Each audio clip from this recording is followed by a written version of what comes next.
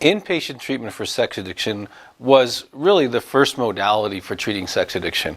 It's where you fly into the hospital location, you're in with a group of other addicts, and you live there for anywhere from 2, 3, 4, 5, 6, 8 weeks.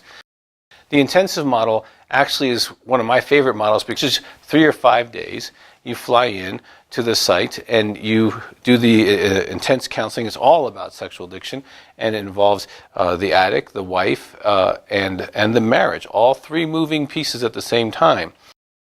The outpatient treatment process for sex addiction is where you go to see a local counselor. You go in once a week or twice a week or once every month, however they set it up.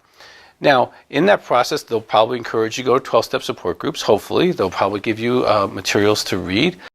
Retreats. There have been some retreats that have evolved over the last 15 years in working with sexual addiction. Now, when you go to a retreat for sexual addiction or sexual purity, it's going to be that. It's going to be a retreat. It's not necessarily going to be long-term treatment. You want to find out if they have support after the retreat so that you can maintain any growth that you've got over the retreat.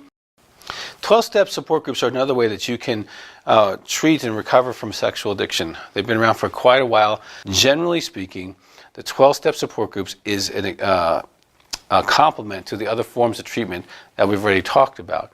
And so I strongly recommend some kind of 12-step support groups.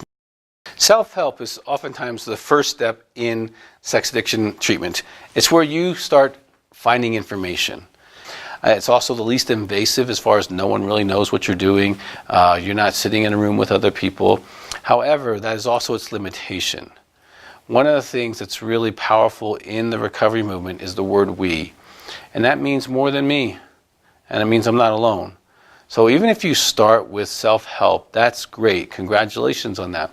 But I would say that should be kind of a stepping stone to getting into one of the other modalities of treatment that we talked about for sex addiction. And if you are a sex addict or a spouse of a sex addict, you deserve to have recovery.